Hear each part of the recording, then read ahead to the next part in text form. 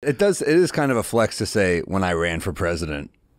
Yeah, it's pretty cool. Sounds good. It does sound. I mean, how do you just say I'm going to run? Like, what's the process? Well, believe it or not, anyone can run if they're 35 years or older and born in the U.S. Those are only 2 rules, and so there's absolutely nothing stopping the Norman moral ticket. Circa. It's a little late for 24, but 28. Yeah. Or you could reverse. Everyone will be drunk. Moral Norman.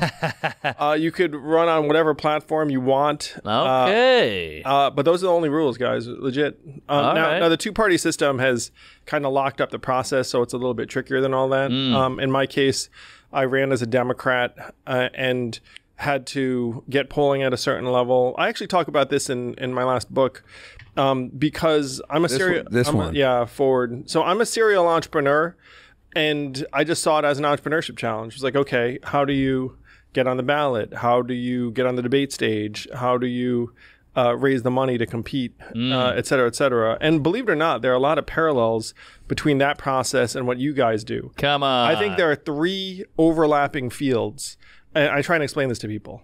Politics, comedy, professional wrestling. Whoa! Those 3 things intersect Jesse Ventura. In very, very serious ways. So, Jesse Ventura. I mean, Trump was a fucking wrestling villain. If you That's actually true. go back to it. That's right. Like kind of anti-hero, hanging out with McMahon and the crew. Yeah, old shit chest McMahon. People talk about The Rock all the time running for president. I mean, it's in part because he can just go in and command a crowd. Guys, I was at a number of political events, and literally they would say 60 seconds, go, and you're essentially cutting a wrestling promo in front of a bunch of people. So my wrestling fandom really paid off. Yeah. Because I would channel DDP or The Rock or whoever the fuck in that moment. But when you're a comedian, it's very similar where you get in front of people. Yep. Now you guys are big time, so people who come to your shows actually know and like you. But a lot of the time you are in front of people who don't know who you are from Adam, and then you give a talk. You try and catalyze emotions in them. So in your case, it's humor. In my case, I actually did use humor sometimes. And then you literally hope though too. You got to use hope. Hope sometimes, sure. Yeah. And change. And then you inspire them. And then you're literally like, hey, I'm Andrew Yang. I'm running for president. I'll be back. And then you come back and you hope the crowd's a little bigger. I'm sure that sounds pretty familiar to you. You do the road. You build your audience. So I worked bars, bowling alleys, like you name it. So did we. In Iowa and New Hampshire. What's the worst crowd you ever had? I mean, I had some terrible crowds. You're getting heckled a lot? But you know what's fun, though, is most of the people in Iowa and New Hampshire, which are the main early states I campaigned, and I campaigned all over the place, but last cycle, it was Iowa and New Hampshire. They're very friendly. They're very generous and cordial. Like if you meet folks in these environments, and by the way, I also say to folks, it's like, you know who understands how most of America functions? Comedians, road comedians. You got that right. Because you guys go in front of crowds all over the country. They're not particularly, yes. I mean, it's one reason why Trump is as prominent as he is. He's essentially an insult comic, political figure, plus media figure, plus everything, like kind of plus pro wrestling villain, all lumped together. And he's become this movement leader, essentially, in a way that the system doesn't know what to do with.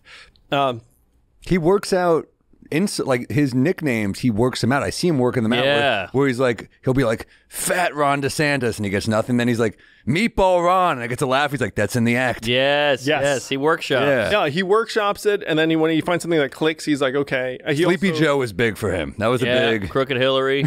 he also used Twitter/X as a focus group too. You would hit it and be like, ooh, that touches a nerve, and then we're just gonna use that again. He plays the media in a particular way. There's a lot of parallel. I say to folks too, I talk to comedians, I'm friends with different comedians, and I say, okay, which comedian would you nominate to run? And so who do you think they say? Jon Stewart, probably. Bill Cosby. Get him out of jail. Is he in jail? I think he's too old, or they pulled him out. He's touring. I got to say, I did see a Bill Cosby. He was actually at a Jon Stewart benefit. It was like one of the Wounded Warrior Project. It was before we all knew he was, a sicko and everything. So but he's there, and then he did an act, and it was the darkest act of all time. Bill Cosby. I'm raping the woman. And it was, and you were kind of waiting to laugh, but you're like, this is just dark and disturbing. Whoa. Really? It's What kind of material are we talking? I mean, shit. It's probably on tape somewhere. It's at like a Jon Stewart. Maybe it was Wounded Warrior or the Mission Continues. You put the pill in the drink. Yeah, so it was before that was he was frankly Sure. like we were sure. I think it was even before he was accused. It was like X years ago. And then but it was a very, very, you guys know too, and this is one of the things I love about comedy is that when a comedian gets up there, and you can kind of sense sometimes when they're in a dark place. Oh, sure. I'm sure you guys even too. 100%. It's like you're up there, you do your bit, but Yeah, but Bill we do it Cosby every was night. I mean, we do comedy every night, so you're not in a good mood every night. Totally. So, but then they're like, but be real on stage. Like, well, real. I'm gonna fake it a little bit because I want it to be a good show. Yeah. Yeah, I mean, remember those Ralphie May years? He was going through a divorce, and it was dark. Like you could see it coming out of him. Yeah. So I know what you mean. You can see the darkness. Bill Cosby was emanating darkness at this time. I mean, he was probably on the cusp of being outed or accused. But you talk about the performative element when you guys. That's gonna be hard to do comedy with 63 women are about to come forward. Showtime. Yeah. So the performative aspect you just described, Sam, where it's like, hey, I'm in a shitty mood, but you're not here for my shitty mood. You're here for some laughs. So let's give it to you. Yeah. Same thing in politics. Like, I just got bad news or, like something's bad with my kids or whatever the heck. And then you're in front of a group of 50 early voters in New Hampshire, and they're not there for your personal shit. They're there for the uplift and inspiration. So then you just freaking put it on. The best example of that is W. Bush. When the 9/11 happened, he kept reading the kid's book. He was like, oh, yeah, so the bunny hops twice or whatever. Well, they need to know how it ended. Yeah, that's true. That's true. Second Tower. That's how it ended. But all right, sorry. So you do have kind of this automaton streak going. Automaton? I don't know that Transformer. What's automaton?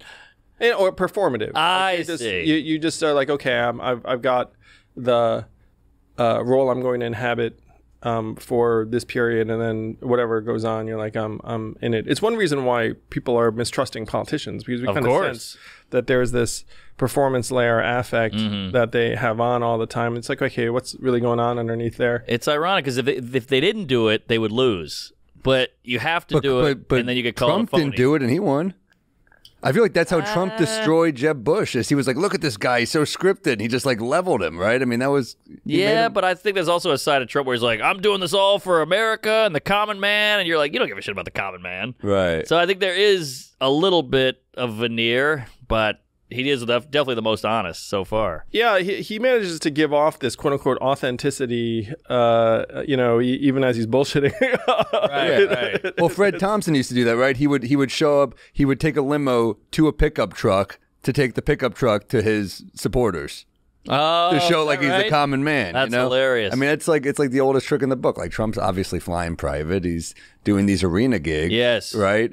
And that was one of his innovations too. It's like instead of retail politicking in the early states, it's like, look, I'm just going to do the airplane hangar, land in my plane. I'm not going to sleep in your fucking state. I'm going to get back on my plane. I'm going to get back to my golden tower same night, because that's the way I roll. Jacksonville, Florida, one of the best cities. I'm leaving immediately, but I love this city. Yeah, exactly. It's like my plane's right there, and I got off, and I'm going to get back on. I'm going to fly off while you guys wait.